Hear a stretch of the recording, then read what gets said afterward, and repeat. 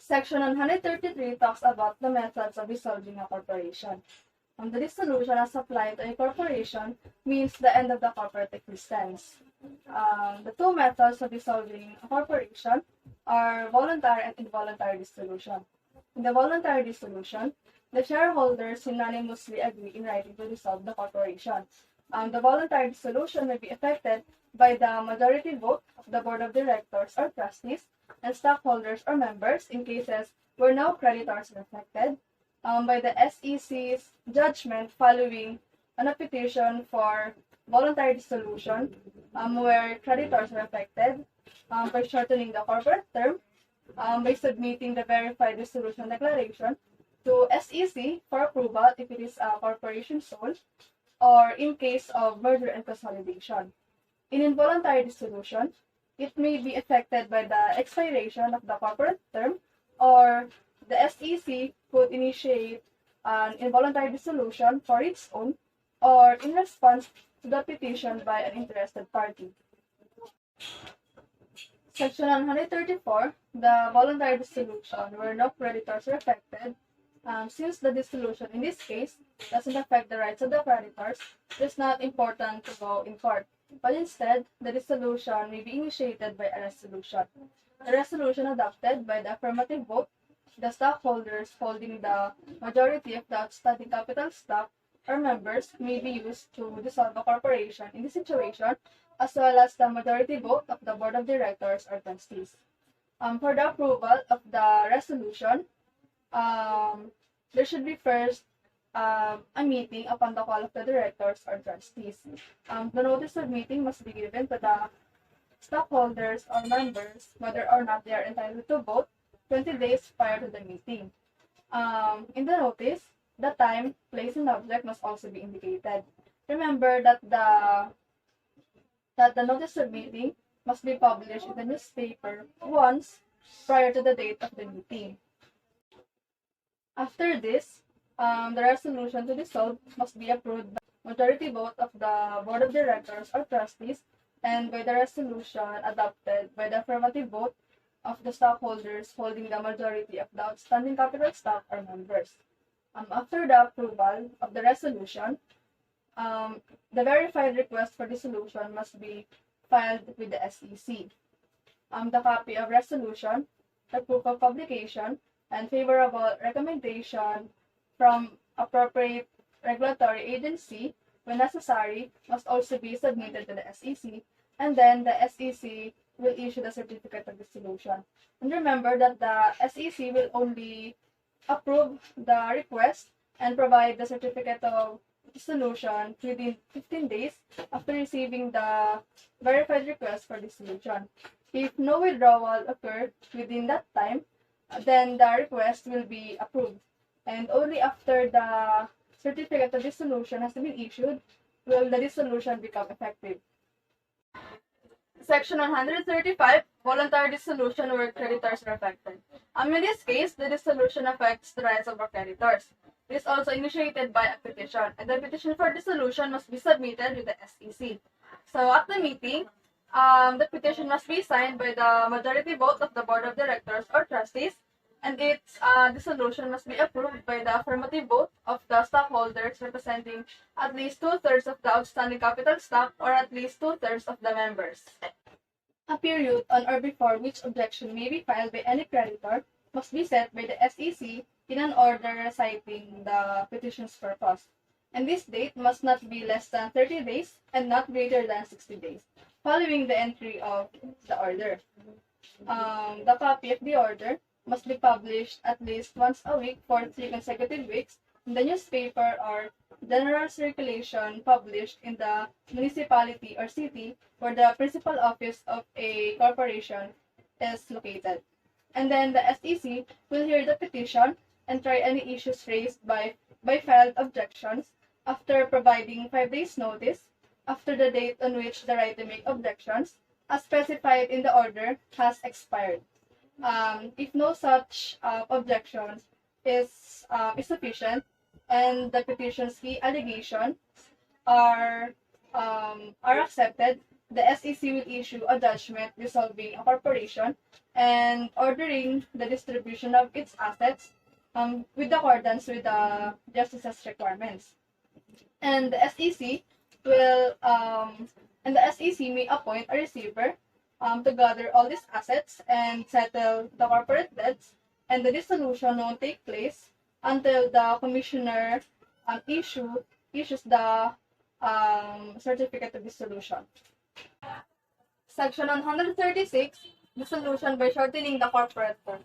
In this case, it is basically a voluntary because they amend the Articles of Incorporations to shorten the corporate term. But take note, the SEC still has intervention in this.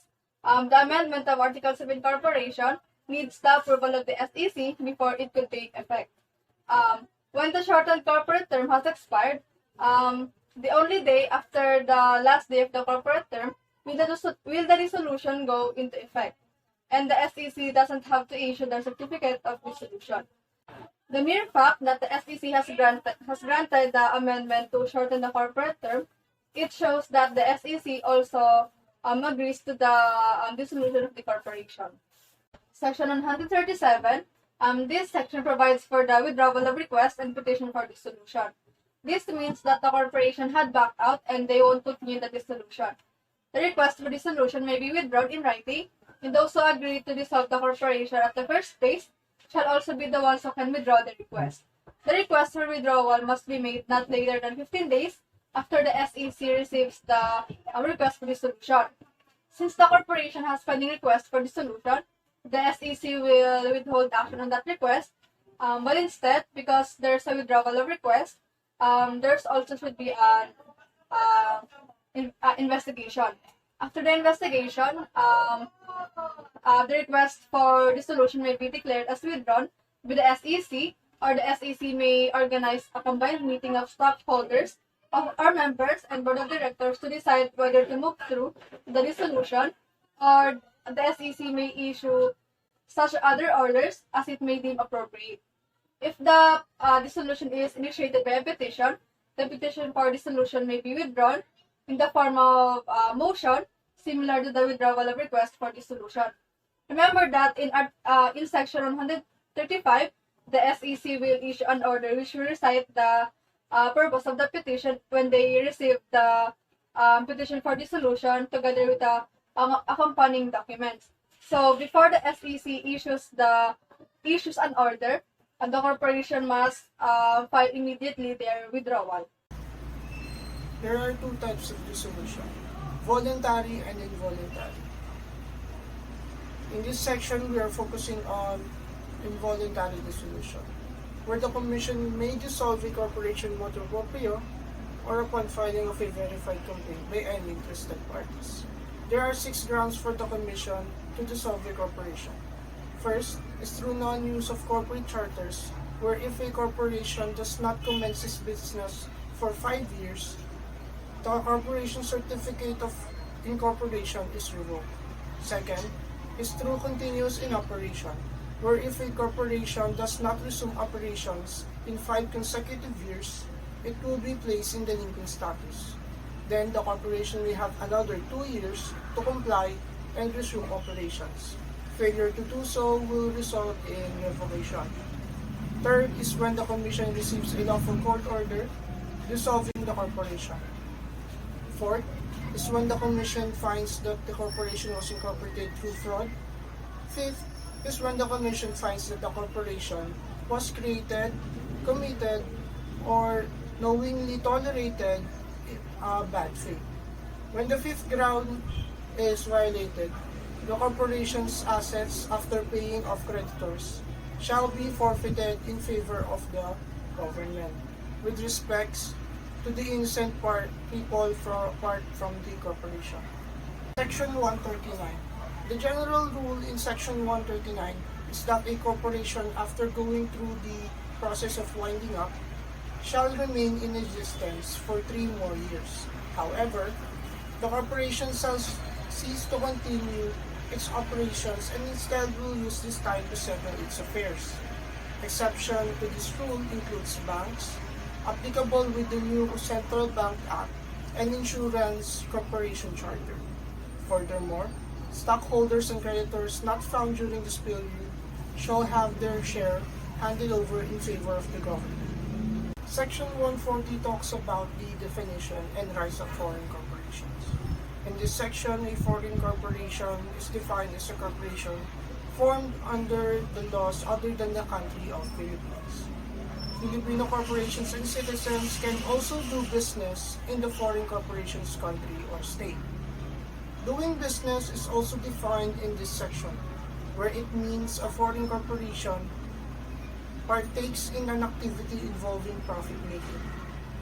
But before that, foreign corporation must first obtain a license to transact in the Philippines and a certificate of authority from the appropriate government agency must be also collected first. Section 141. This section states that a foreign corporation already owning a license can continue to do business in the Philippines under the terms and conditions of said license. Section 142. A foreign corporation trying to obtain a license to transact business in the Philippines shall submit a certified and translated articles of incorporation, which may also be under oath. A foreign corporation must also have a certificate under oath authorizing Filipino corporations and citizens to transact business with said foreign corporations. Moreover, the foreign corporation must also have an oath stating the solvency of the corporation. Foreign banking, financial and insurance corporations shall comply with existing laws applicable to them. Foreign corporations apart from the aforementioned three shall need authority from the appropriate government agency. This section also includes the right of a foreign corporation to bring suit. Section 142. A foreign corporation trying to obtain a license to transact business in the Philippines shall submit a certified and translated articles of incorporation, which may also be under oath. A foreign corporation must also have a certificate under oath authorizing Filipino corporations and citizens to transact business with said foreign corporations. Moreover, the foreign corporation must also have an oath stating the solvency of the corporation. Foreign banking, financial and insurance corporations shall comply with existing laws applicable to them. Foreign corporations apart from the aforementioned three shall need authority from the appropriate government agency. This section also includes the right of a foreign corporation to bring suit. The foreign corporation may begin conducting business in the Philippines as long as it is permitted to do so by the laws of the country or state where it was established. Conditions after the issuance of the license, there are always continuing good standing to maintain the license to operate in the Philippines. Just because the corporation or foreign corporation was able to get the license doesn't mean that the corporation can do anything. They must still maintain a good reputation and good standing to retain their license. The first condition after the issuance of the license is that the foreign corporation shall transact business only for the purpose or purposes which are authorized under its license. Whatever the purpose of the corporation stated in the license remain the purpose and must do by the corporation unless there is a stipulation. Within 60 days after the issuance of the licensee must deposit an actual market value of at least 500,000 pesos satisfactory security deposit with the Security Exchange Commission, except for the foreign banking or insurance companies, thus they are governed by special laws. It is for the instance where the foreign corporation runs away from its responsibility, and if it did fraud or unjust, the damages that it caused will be charged or taken in the securities that is deposited after the issuance of the license. Within 6 months after the fiscal year of the license, The corporation shall deposit additional securities equivalent in the actual market value to 2% if the gross income of the licensee exceeds 10 million pesos. And if the licensee's gross income has decreased more than 10% of their actual market value, additional deposit for these securities must be made. As long as this licensee financially stable, the commission may occasionally permit the licensee to make substitute deposits in place of those already made, and the licensee will be qualified to receive any interest or dividends on the deposits. If the licensee no longer conduct business in the Philippines, the licensee's deposit can be redeemed upon request and submission to the Commission of evidence proving that the licensee has no liability or obligations to the Filipino citizens and the government. Resident agent is a representative of a foreign corporation in the Philippines. Of course, there are qualities that an individual resident agent must possess. These are, they must be of good moral character, they must have sound financial standing, and must be residing in the Philippines.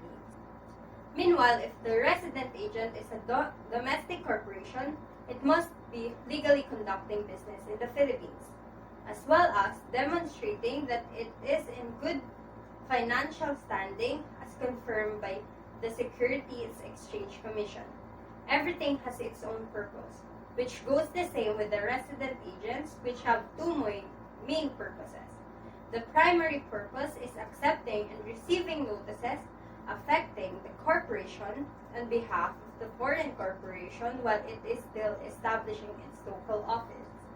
And the secondary purpose is to accept and receive summonses and other legal processes in any proceedings for or against the corporation on behalf of the foreign corporation. And the secondary purpose is to accept and receive summonses and other legal processes in any proceedings for or against the corporation on behalf of the foreign corporation. If the notices, summons, and other legal proceedings are given to the resident agents, automatically represents that the foreign corporation has already received them. But the resident agent has no authority or control over the assets of the corporation. Any such service upon such resident agent shall have the same force and effect as if such service were made upon duly commissioned officers of the foreign corporation and such resident agent's home office.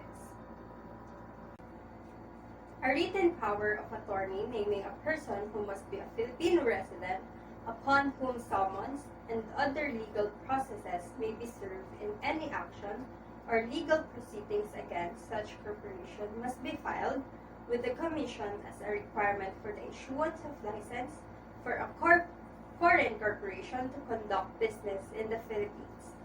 The power of attorney must also agree that the service of such resident agent shall be accepted and held to be as valid as if served directly on the corporation.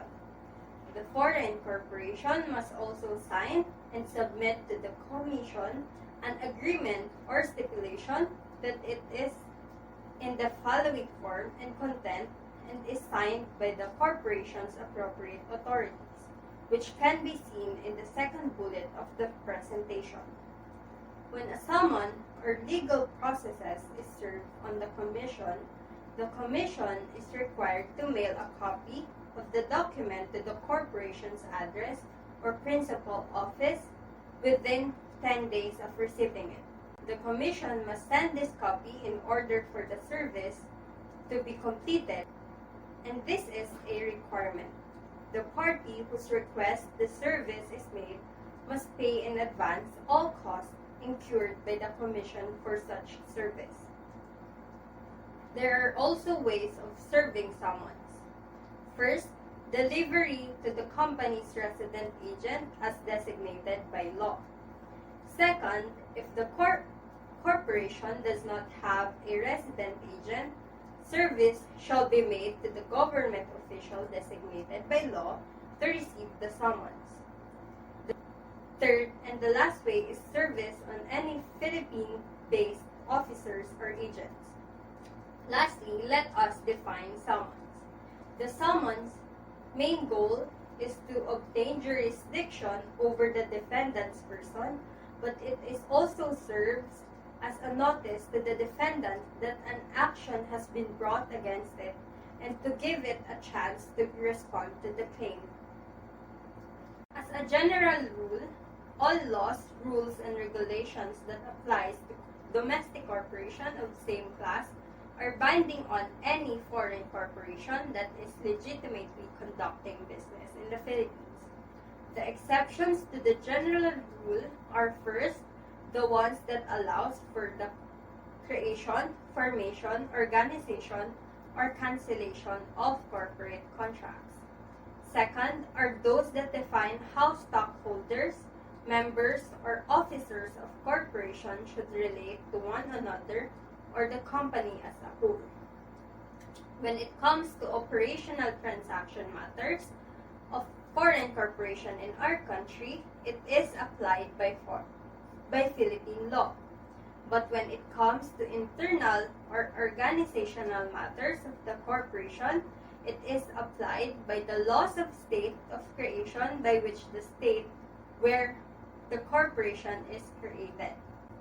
Just because it's foreign law or established law in a foreign country, it doesn't necessarily mean it is already applicable and approved in our country. With that, you wanted to assert the foreign law in our country, you have to allege and prove it to the court, unless it will not be acceptable to our country. When a foreign corporation authorized to conduct business in the Philippines amends its articles of incorporation or bylaws, it must submit a duly authenticated copy of the amended document to the Commission, and as necessary, the relevant government agency within 60 days of the amendments taking effect. The document must be clearly marked with capital letters or by emphasizing the change. The reason or purposes for which such corporation is permitted to conduct business in the Philippines will not be expanded upon or changed by such filling it and of itself. There is a need to amend the license of filing of articles of incorporation or bylaws do not itself enlarge or alter the purpose or purposes for which it is authorized to transact business in the Philippines. A foreign corporation that has been granted permission to conduct business in the Philippines must apply to the Commission for an amended license if it changes its corporate name or decided to pursue other or additional purpose. In the appropriate circumstances, the application must also receive the favorable endorsement of the relevant government agency. A foreign corporation will amend its articles of incorporation in its home country to change the name of the corporation, and the license issued in the Philippines has been issued for the original name of the corporation. Basically, in the Philippines, the authorized to do business is the corporation under its original name, which necessitates an amendment of the license issued to such foreign corporation. If allowed by the Philippine law and the law of incorporation, one or more foreign corporation with business authorization in the Philippines may merge or consolidate with any domestic corporation or corporations, provided that the requirements of merger or consolidation as provided in this code. If a foreign corporation is authorized to conduct business in the Philippines and is a party to a merger or consolidation in its home country or state as permitted by the law allowing its incorporation, the foreign corporation must file a copy of a duly authenticated merger or consolidation articles with the Commission and in appropriate cases, the relevant government agency within 60 days of the merger or consolidation becomes effective. However, in the event that the absorbing corporation is a foreign corporation operating in the Philippines, the latter must simultaneously file a petition for the withdrawal of its license in accordance with this title. Section 150, foreign corporation doing business without a license. The general rule of this section is that if an unlicensed foreign corporation is doing business in the Philippines, they shall not be permitted from accessing any courts in the Philippines, but they can be sued on any valid cause of action. But of course, there's an exception in case of corporation by estopel. A foreign corporation doing business in the Philippines without a license may file a lawsuit in Philippine court against Philippine citizen or entity which they had contracted with and had benefited from them, and that citizen or entity is estopped or prevented from denying the personality of that an unlicensed foreign corporation after they have acknowledged it. So the rules are very simple.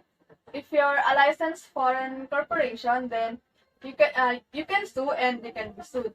But if you're an unlicensed foreign corporation, you can be sued, but you cannot file a lawsuit unless in case of corporation by estopel. Section 151, revocation of license. So here in the presentation, these are the grounds for the revocation of license of a foreign corporation. So again, these are the 9 grounds. Just because foreign corporation got their license, it does not necessarily mean that they can engage in any unlawful act. That license may be revoked or suspended by the SEC. A foreign corporation must maintain a good standing when doing business here in the Philippines. A power to revoke the license of a corporation is a power given to the SEC, and there are certain instances where the SEC may revoke or suspend the license of a corporation. So again, here are the grounds for the revocation of license of a foreign corporation. Section 150. When the license of a foreign corporation has been revoked, the Commission shall issue a certificate of revocation to the foreign corporation, as well as another copy to the appropriate government agency. Furthermore, the Commission shall send a notice together with a copy of the certificate of revocation at their office located in the Philippines. Section 153. A licensed foreign corporation is allowed to withdraw by filing a petition for withdrawal of license. Certain requirements are needed to be met in order for the Commission to issue a certificate of withdrawal. First, all claims which have accrued in the Philippines have been paid, compromised, or settled. Second, all taxes, imposts, assessments, and penalties due to the government of the Philippines have been paid. Third, petition for withdrawal of license have been published once a week for 3 consecutive weeks in a newspaper of general circulation in the Philippines. And that is all. Thank you.